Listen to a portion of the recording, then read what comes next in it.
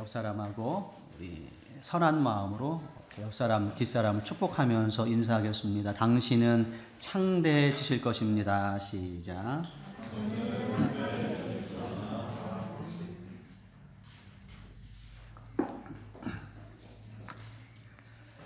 우리 하나님께 여러분들이 진심으로 예배하고 또 하나님을 높여드리면 하나님께서는 자비가 많으시고 인자가 무궁하셔서 여러분들을 꼭 만나주시고 여러분들의 삶을 창대케 하실 줄로 믿습니다. 우리 이 믿음 꼭 놓지 마시고 힘들고 어려워도 우리 하나님 의지하시면서 여러분의 인생이 창대해지실 수 있도록 그렇게 되도록 주의 이름으로 축원의 말씀을 드리면서 우리 정말 옆 사람 뒷사람을 축복하는 마음으로 다시 한번 당신은 반드시 창대해지실 것입니다. 시작.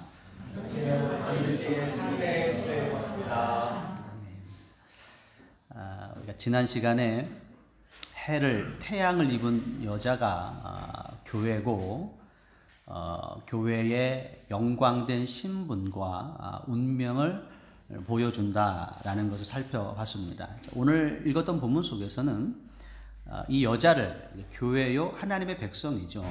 붉은 용이 해하려고 하는 장면을 우리가 읽게 되었죠. 붉은 용은 사단을 의미하죠. 9절에 보면 큰 용이 내어 쫓기니 에뱀 곧 마귀라고도 하며라고 자세히 설명이 되어져 있어요. 그래서 붉은 용은 마귀를 의미하고요.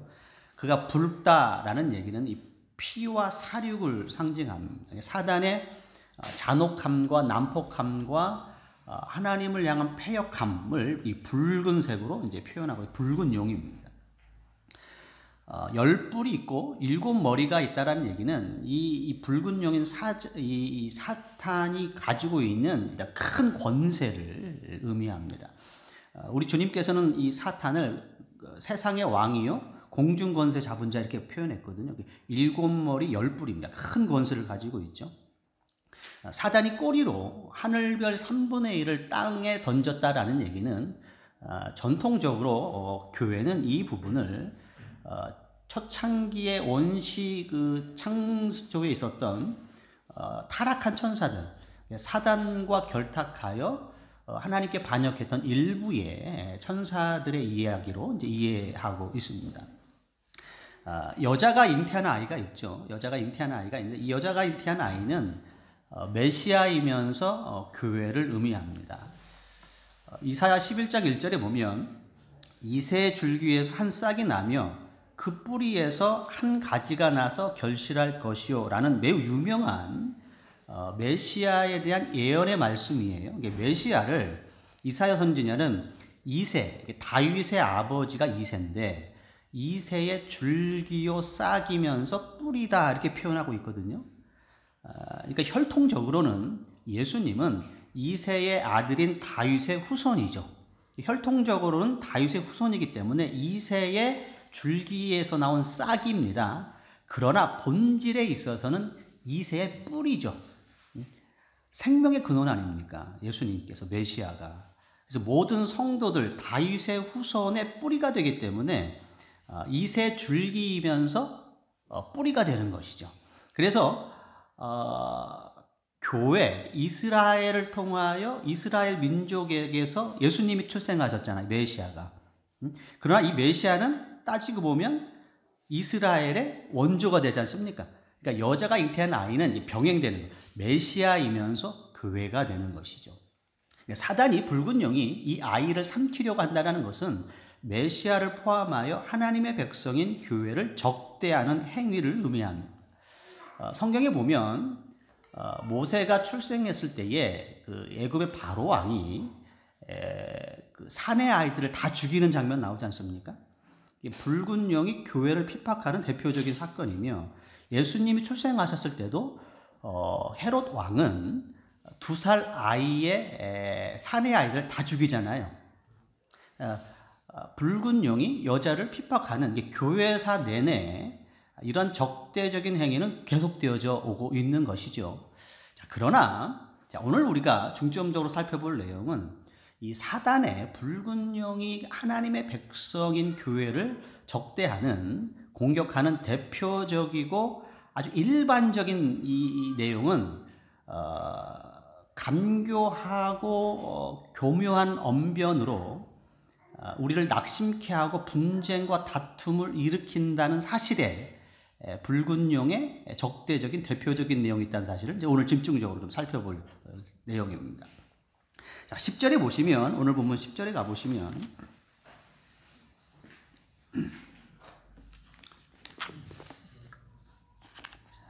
오늘 본문 10절에 우리 최은혜 권사님께서 먼저 읽어주시죠.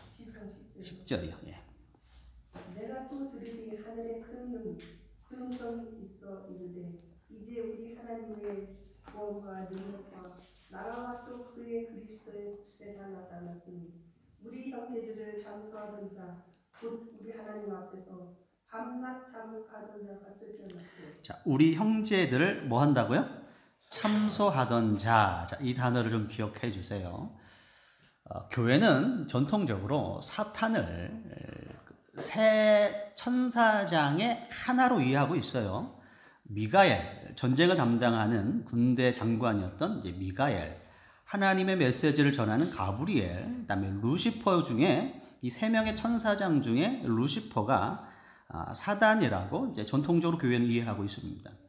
이 루시퍼는 천사장 중에 하나였는데 성경에 보면 음악과 예술에 연관된, 깊이 연관된 존재로 보이며 특별히 지혜로웠던, 다른 천사들보다 매우 지혜로웠던 천사의 한 명으로 이제 보여져요.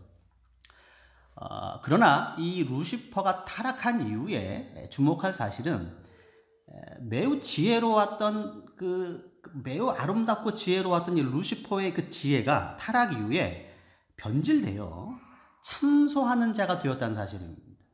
오늘 본문 방금 최 권사님이 읽어줬을 때도 사단을 딱 지적할 때에 여러 사단의 정체성이 있음에도 불구하고 성경은 뭐라고 지적했냐면 우리 형제들을, 교회, 하나님의 백성이죠, 형제들을 참소하던 자, 이렇게 사단의 정체성을 딱 지목하고 있지 않습니까? 참소하는 자가 되어버렸단 말이죠. 참소라는 얘기는 남을 헐뜯는 겁니다. 남을 헐뜯어서 없는 죄를 있는 것 같이 만들어, 또는 부풀려 상대방을 없는 죄를 만들거나 부풀려서 고에 바치는 것, 이게 이제 참소죠. 참소.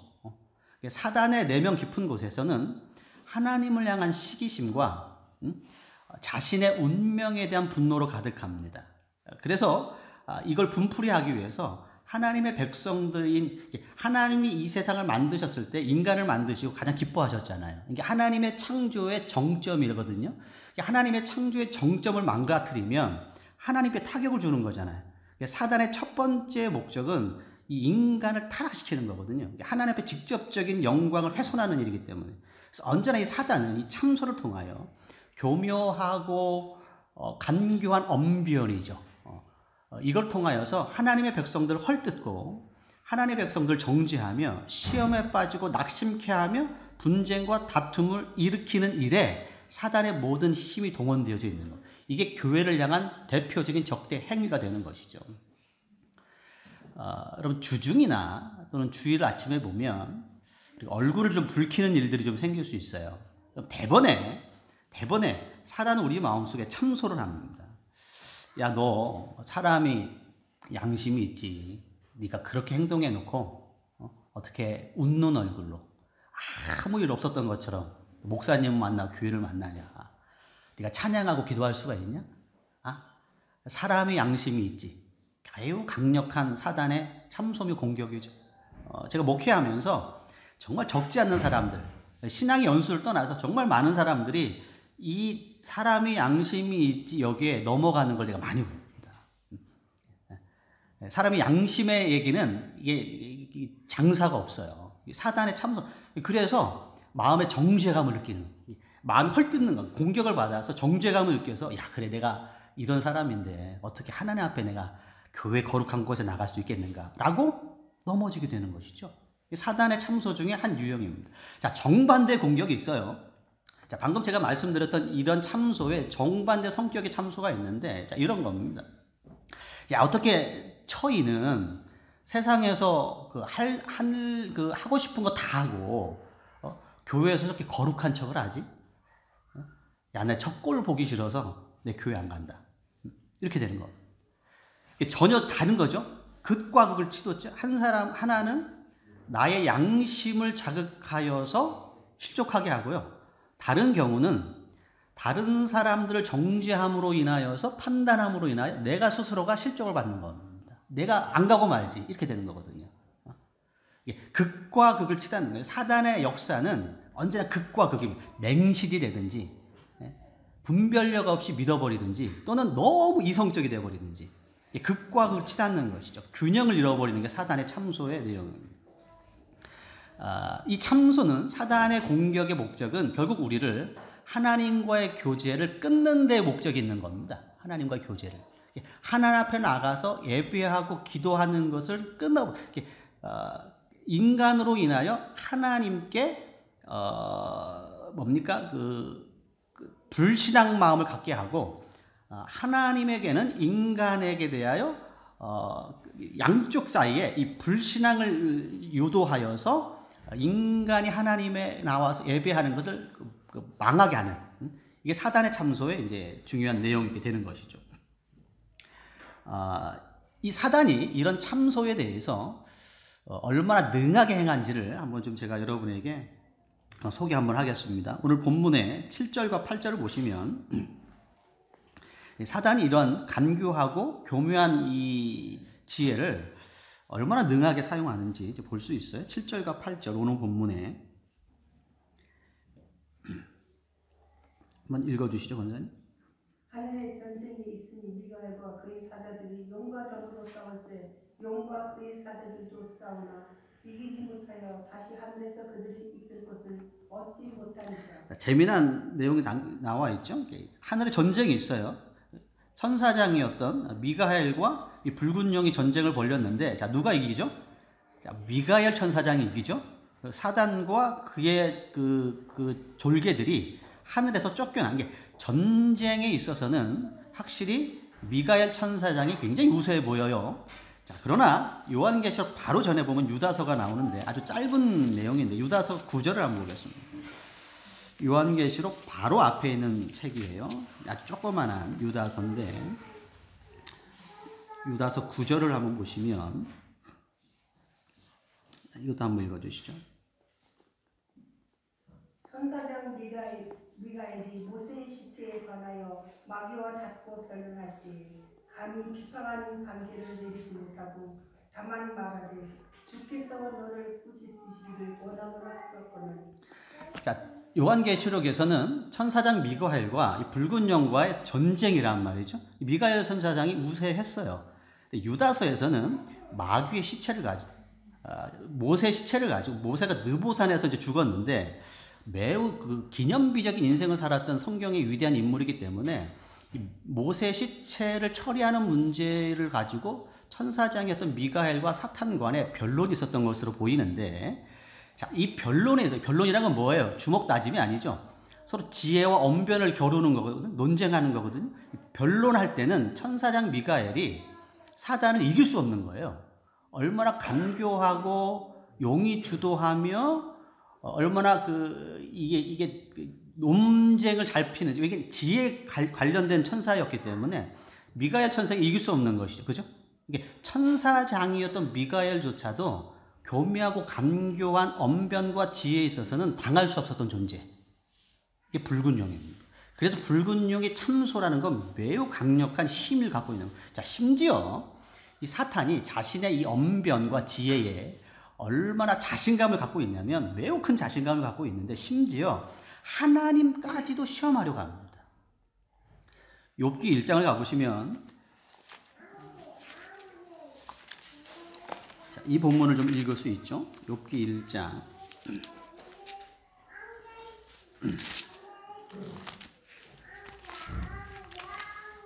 8절부터 11절까지 말씀. 욥기 1장 8절로 11절, 구약성경 762페이지에 있습니다.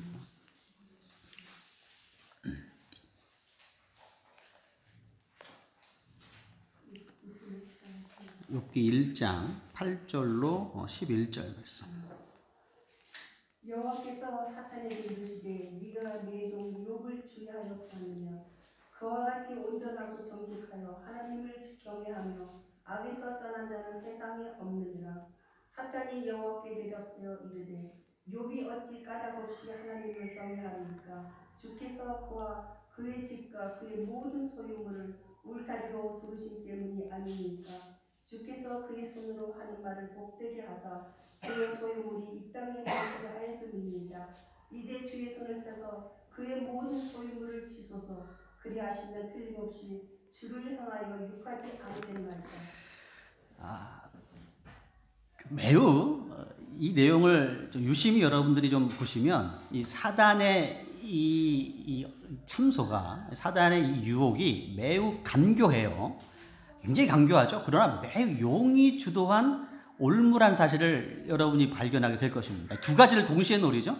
첫째는 욥이 그렇게 눈에 가시처럼 보이질 거 아니겠어요. 하나님의 전폭적인 그 신뢰와 애정을 받는 그 욥이 사단 입장에서 볼 때는 언제나 사단은 아까 말씀드렸던 하나님의 창조의 정점이었던 인간, 특별히 하나님과 신실하게 동행하는 자들은 눈에 가시거든요. 그걸 망쳐야 되는 거예요. 사단이 본성입니다. 얼마나 욥이 이게 눈에 가시겠어요. 그래서 하나님께 이게 제안하면서 첫째는 욥을 헐뜯으며 욥의 형통을 망치는 거죠.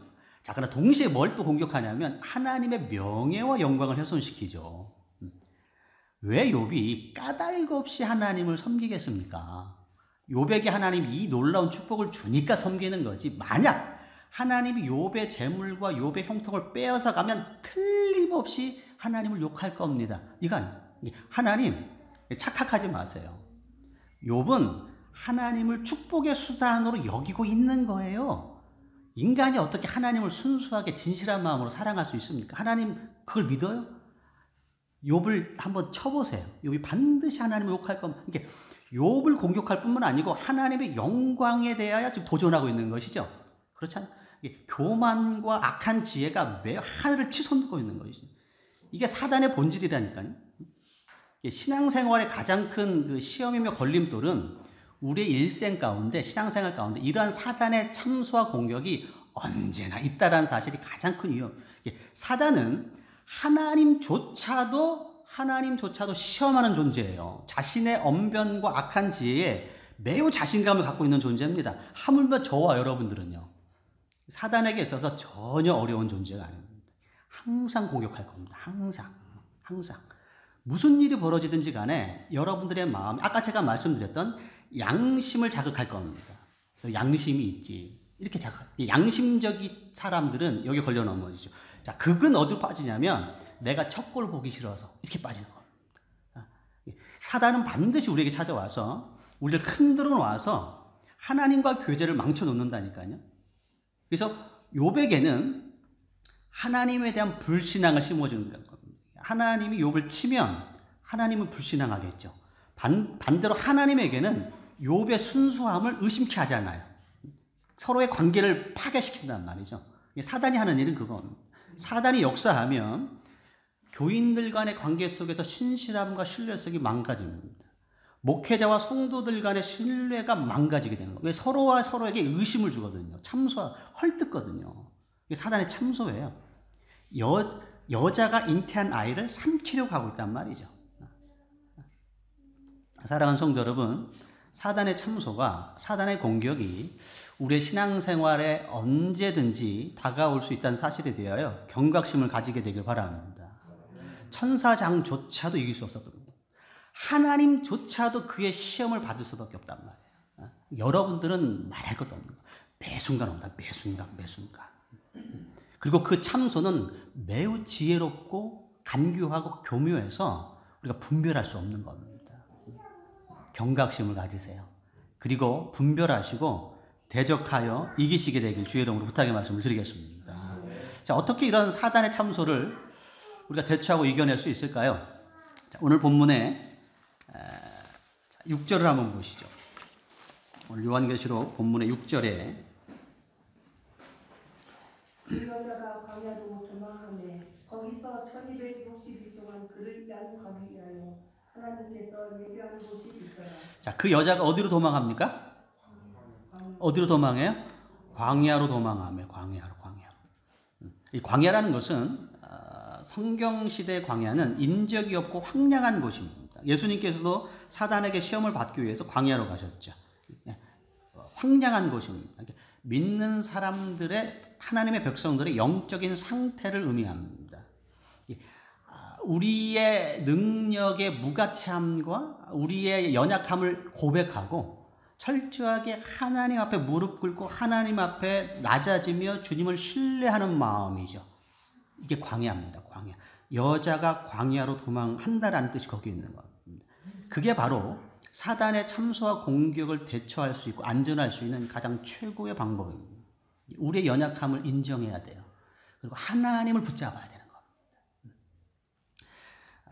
열왕기상 19장을 가보시면 이 광야에 연관된 의미심장한 사건들이 이제 펼쳐집니다. 열왕기상 19장.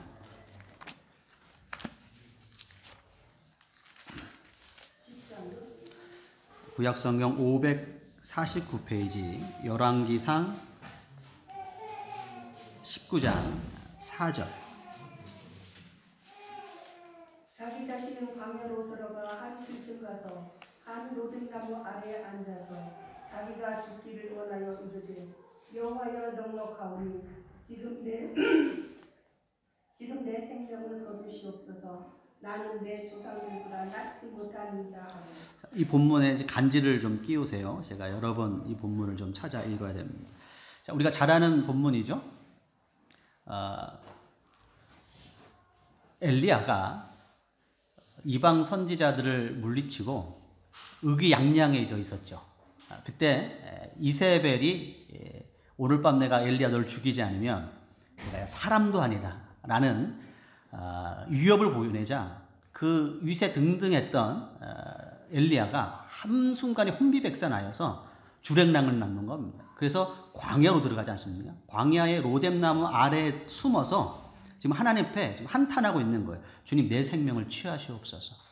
난 내 조상보다 하나도 다를 게 없습니다. 내 조상보다 못한 존재입니다. 내 생명을 지금 취하시옵소서. 지금 이렇게 얘기하고 있는 거예요. 850명의 이방 선지자들을 물리쳤던 용맹스럽던 엘리야의 모습은 어디 가고 매우 초라한 모습이지 않습니까? 주님 지금 내 생명을 취해 주옵소서. 초라하잖아요. 근데 따지고 보면 이게 엘리야의 본 모습입니다. 그리고 저와 여러분들의 본 모습입니다. 우리가 하나님의 은혜로 보호받기 때문에 하나님의 은혜 안에 있기 때문에 우리가 살만하고 괜찮아 보이지 하나님의 은혜를 걷어가거나 또는 우리가 어떠한 문제와 또 질병을 만나게 되면 우리는 근본적으로 약한 존재입니다. 하나님이 우리를 보호해 주시니까 우리가 그냥 아무 문제 없는 것처럼 보여요. 그러나 인생을 살아가면서 여러분 질병이나 어떠한 그 문제를 만나게 되면 한순간에 낙심되는 일들 생기잖아요. 바로 어제만 해도 정말 뭐 장밋빛 같은 희망과 소망이 있었는데 어느 날 내 몸이 아파와요. 또는 손쓸 수 없는 문제 앞에 직면합니다. 그럼 내 마음이 물 녹듯 녹아내리는 인간의 본문. 850인의 이방 선지자를 용맹스럽게 물리쳤던 그 엘리야의 위풍당당한 모습이 인간의 본 모습이 아니고 광야에서 주님 지금 내 생명을 취해 주옵소서. 이게 본 모습이라니까요. 인간이 그렇게 약한 존재예요. 우리가 사단의 공격에 넘어지는 이유는 여기에 있는 겁니다. 우리가 뭔가가 된 줄로 착각하기 때문에 넘어지는 거예요. 사단이 우리에게 공격하는 것은 우리 자존심을 건드는 거거든요. 우리가 높아졌다고 생각하고 내가 이쯤 되었다고 생각하고 내가 이 정도 대우를 받아야 된다고 생각하고 내가 교회에서 이 정도 위치가 된다고 생각하거나 내가 어느 정도 된다라고 생각하면 반드시 사단이 여기서 구멍을 내면 터지게 되어져 있어요. 자존심이 상하죠. 왜 자존심이 상할까요? 나 자존심 상했어. 나한테 이렇게 대우하다니. 왜 자존심이 상할까요? 내가 뭔가 괜찮은 사람이며 뭔가 그럴듯한 사람이라고 스스로 생각하기 때문에 자존심이 상하는 거예요. 하나님 저는 아무것도 아닙니다. 저 내 생명을 지금 취해 주옵소서. 아무것도 아닙니다. 하나님의 은혜로 지금 살아가고 있는 너무 연약한 존재입니다. 이런 대우를 받아도 나는 전혀 불쾌하지 않는 그런 연약한 존재입니다. 라는 걸 깨달으면 흔들리지 않거든요. 이게 뭔가 된 것처럼 생각하기 때문에 자존심에 상처를 받고 사단이 거기를 헐뜯게 되는 거거든요. 이 광야입니다, 광야. 여자가 광야로 도망하매. 광야로 가시게 되길 바랍니다. 그럼 우리가 상처받을, 하나님 앞에서는 그냥 엎드리는 거예요. 교회에서는 절대 엎드리는 겁니다. 절대 고개 들면 안 돼요. 엎드리고 낮아지면 상처받을 일도 없어요. 광야로 가는 것이죠. 자, 엘리야에게 무슨 일이 벌어지냐면, 자, 계속 한번 읽어보시죠. 자, 흥미진진한 일들이 벌어져요. 9절과 12절까지 한번 읽어보겠습니다. 엘리야가 그곳 굴에 들어가 거기서 머물더니 여호와의 말씀이 그에게 임하여 이르시되 엘리야야 네가 어찌하여 여기 있느냐. 그가 대답하되 내가 만군의 하나님 여호와께 열심히 입을 하오니 이는 이스라엘 자손이 주의 언약을 버리고 주의 제단을 헐며 칼로 주의 첫 선지자를 죽였음이오며 오직 나만 남았거늘 그들이 내 생명을 찾아 빼앗으려 하나이다. 여호와께서 이르시되 너는 나가서 여호와 앞에서 산에 서라 하시더니 여호와께서 지나가시는데 여호와 앞에 크고 강한 바람이 산을 가르고 바위를 부수나 바람 가운데 여호와께서 계시지 아니하며 바람 위에 지진이 있으나 지진 가운데서도 여호와께서 계시지 아니하며 또 지진 위에 불이 있으나 불 가운데도 여호와께서 계시지 아니하더니 불 위에 세미한 소리가 있는지라. 자, 로뎀 그 광야에 나갔다가, 자, 엘리야가 이제 한달음에 호렙산까지 도망을 가지 않습니까? 하나님을 만나기 위해서 굴 밖에 나왔는데 강한 바람이 불어요. 강한 지진이 일어납니다. 막 화염과 불이 일어났는데 거기 하나님이 계시지 않았어요. 언제 하나님이 계시냐면 그 후에 세미한 소리가 있는지라라고 그 세미한 소리 속에서 하나님이 임재하시는 겁니다. 그러니까 엘리야의 기대와 심정을 좀 대변하고 있는 거예요. 엘리야는 하나님이 강한 바람과 지진과 불처럼 뭔가 그럴듯하게 역사하실 것을 기대했죠. 갈멜산에서 850명의 이방 선지자를 물리치면서 지금이구나. 하나님이 지금 역사해 주시겠구나. 뭔가 그럴듯하지 않습니까? 이걸 기대했던 거예요. 강한 바람이요 지진이요 불 가운데. 하나님 그곳에 계시지 않죠. 세미한 음성 가운데 임하는 거예요. 세미한 음성. 자, 그 세미한 음성의 내용이 자 이거죠. 자, 이 내용이 가장 하이라이트는 이 부분 아닙니까? 자, 15절부터 17절. 주님이 그 세미한 음성으로 자, 무슨 음성을 들려주시는지 한번 보시기 바랍니다. 15절로 17절. 여호와께서 그에게 이르시되 너는 내 길을 돌이켜 광야를 통하여 다메섹에 가서 이르거든 하사라엘의 기름을 부어 아람의 왕이 되게 하고 너는 또 nim시의 아들 예후에게 기름을 부어 이스라엘의 왕이 되게 하고 또 아벨무엘라 사밧의 아들 엘리사에게 기름을 부어 너를 대신하여 선지자가 되게 하라. 하사엘의 칼을 피하는 자를 여호와가 죽일 것이요 예후의 칼을 피하는 자를 엘리사가 죽이니라. 자, 세미한 음성이 있어요. 여러분, 세미한 음성이라는 것은 귀를 기울이고 집중해서만 들을 수 있는 그 소리 아닙니까? 하나님이 세미한 음성 가운데 무슨 말씀을 드리냐면 너는 가서 엘리야 너는 가서 아람 왕을 새로 세우고 이스라엘 왕을 새로 세우고 너를 뒤이어 엘리사를 영적인 리더십으로 세워라 이렇게 이제 명령하고 있는 겁니다. 잘 보세요. 엘리야는 지금 아합과 이세벨의 유업에 쫓겨나와서 어떻게든지 간에 이세벨과 아합의 유업에서도 피하고 싶었던 그런 거기에만 묵혀 있는데 하나님이 하시는 이 스케일과 그 영역은 어떤 영역이냐면 단순하게 이세벨을 징계하는 수준이 아니고 이스라엘의 왕조로 바꾸는 겁니다. 왕조. 그 다음에 아람왕이라는 얘기는 이스라엘의 주변국이거든요. 가장 강대했던 주변 국제 정세를 바꾸는 일입니다. 거기다가 엘리사라는 새로운 영적인 리더를 세우는 거죠. 그러니까 이스라엘 왕과 국제 정세와 영적인 리더십을 세운다는 것은 당시 세계에서는 모든 세계관 아닙니까? 외적으로는 세미하지만 내적으로는 모든 역사와 모든 왕조와 모든 그 영적인 흐름이 하나님의 주관 속에 있는 것이죠. 하나님 다 바꾸시는 겁니다. 우리가 볼 때는 마음에 안 들잖아요.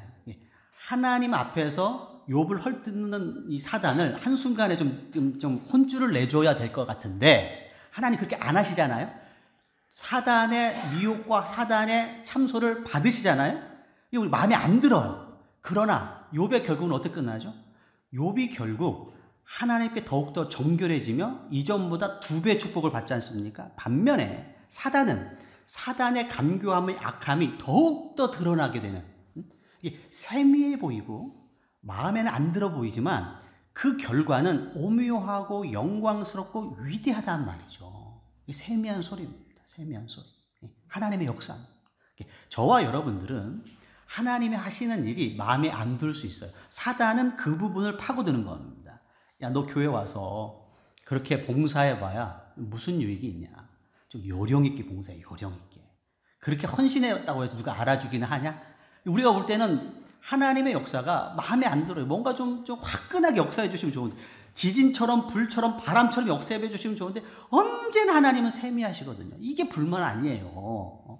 뭔가 좀 주님 좀 말 안 듣고 좀 문제 일으킨 사람 좀 혼줄 좀 내주시고, 우리 같은 사람은 좀 한번 좀 일으켜 주세요. 근데 하나님 그렇게 안 하신다. 역사 안 하시는 것 같아요. 세미해, 언제나 세미해. 그러나 세미한 내용의 그 음성의 내용은 전혀 다른 거라니까요. 거스를 수 없는 장대한 물결과 같은 거예요. 왕조를 바꾸고 주변 국제 정사를 주장하며 영적인 리더십을 세우는 겁니다. 오묘하며 영광스럽고 위대하다니까요. 할렐루야. 광야에 가는 사람들만 볼 수가 있는 거예요. 사단이 여러분 그렇게 차가 오게 될 겁니다. 너 요령 좀 부려. 좀 대충 좀 해.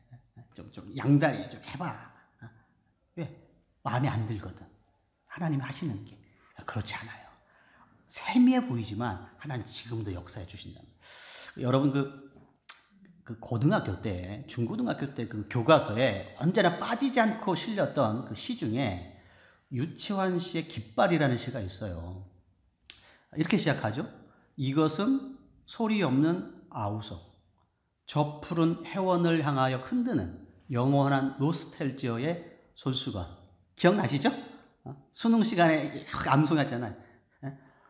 유치환 시인의 깃발이라는 이 식구인데 굉장히 대단한 그 통찰력 아닙니까? 바람에 나부끼는 막 펄럭펄럭 나부끼는 그 깃발을 이렇게 표현했단 말이야.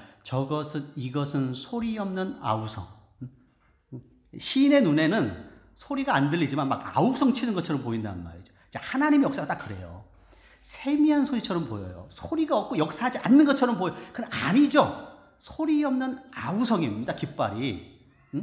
깃발의 왕성한 생명력과 그 활동력을 표현한 것처럼 하나님은 잠잠하게 계시고 역사하지 않은 것 같이 보이고 그냥 하늘에만 앉아 계시는 것처럼 보이고 우리 일상생활 찾아오지 않는 것처럼 보이지만 아니에요. 소리 없이 아우성치는 깃발처럼 하나님의 세미한 소리는 매우 분명하고 영광스럽고 거스를 수 없는 물결처럼 역사하시는 겁니다. 할렐루야. 이걸 믿어야 되는 것이죠. 그래야 사단의 참소에 넘어가지 않는 것. 당장 눈에 안 보이니까 세미하니까 자꾸 세상을 곁눈질한단 말이죠. 왜? 하나님이 세상을 곁눈질하고 한 발을 빼도 조용하시거든. 2발을 빼도 하나님 조용하시거든. 야, 3발 빼야 되겠구나. 이거 아닙니까? 그렇죠. 어느 순간 역사하십니다. 어느 순간 역사. 아니 지금도 역사하고 계십니다. 하나님의 역사를 믿으시게 되길 바랍니다. 광야로 가세요. 광야로.